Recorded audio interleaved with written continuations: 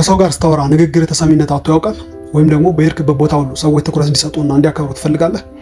አብዛኛው ሰው ክብርና ተሰሚነት የሚመጣው በገንዘብ ወይም በታዋቂነት ይመስለዋል፣ ግን እውነታው ሌላ ነው። ሰዎች ለአንተ ያላቸው አመለካከት የሚወሰነው አንተ በምትጠቀማቸው ጥቃቅን የስነ ልቦና እንቅስቃሴዎች ነው።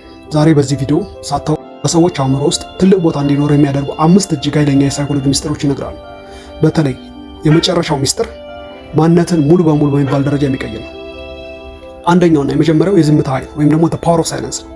ብዙ ሰው ተሰሚነትን ለማግኘት ሲል ብቻ ብዙ ማውራትን ይመርጣል። ነገር ግን ብዙ ባወራ ቁጥር የመሳሳት እድል ሰፊ ነው። እንዲሁም በሰዎች ዘንድ ያለን አመኔታ ይቀንስባል። ስለዚህ ማንኛውንም አይነት ጥያቄ ስትጠየቅ ፈጥነህ ከመመለስ በፊት ለ3 ሰከንድ ያህል ዝም ብለህ አድማጭን ተመልከተው። ይህ ዝምታ በሌላኛው ሰው አእምሮ ውስጥ ይህ ሰው የሚናገረውን ያውቃል የሚል በራስ መተማመን ይፈጥርልሃል። ሁለተኛው የአይን እይታ ወይም ደግሞ አይ ኮንታክት ሩል ይባላል። ከሰው ጋር ስታወራ አይን ላይ መታየት መፍራት የለብህም። ነገር ግን ዝም ብለህ ማፍጠጥ ሳይሆን በንግግርህ መሃል በራስ መተማመን በታከለበት ሁኔታ ማየት ሰዎችን የማሳመን አቅምን በ70% ይጨምርልሃል። ሶስተኛው ስምን መጠቀም።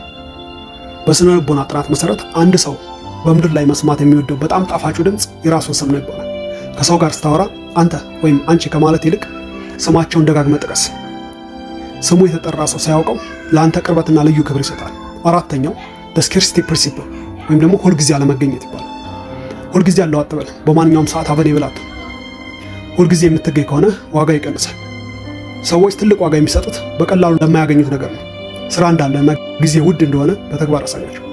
አምስተኛው ወይም ደግሞ በጣም ሚስጥራዊ ዘዴ ሚረሪንግ ኢፌክት ወይም ደግሞ የመስተዋት ሳይኮሎጂ ይባላል። አንድ ሰው ሲያወራ የእሱን የሰውነት ቋንቋ ወይም ቦዲ ላንጉዌጅ በትንሹ ማመሳሰል ወይም መኮረጅ ማለት ነው።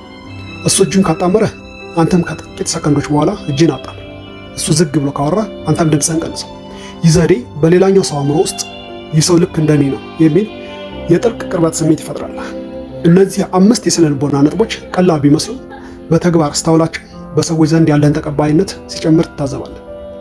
እንደዚህ አይነት የሳይኮሎጂ ቪዲዮዎች እንዲደርሷቸው ላይክ እና ሰብስክራይብ ማድረጋችሁን አትርሱ። በሚቀጥለው ቪዲዮ እስከምንገናኝ መልካም ጊዜ፣ ቸር ሰንብቱ።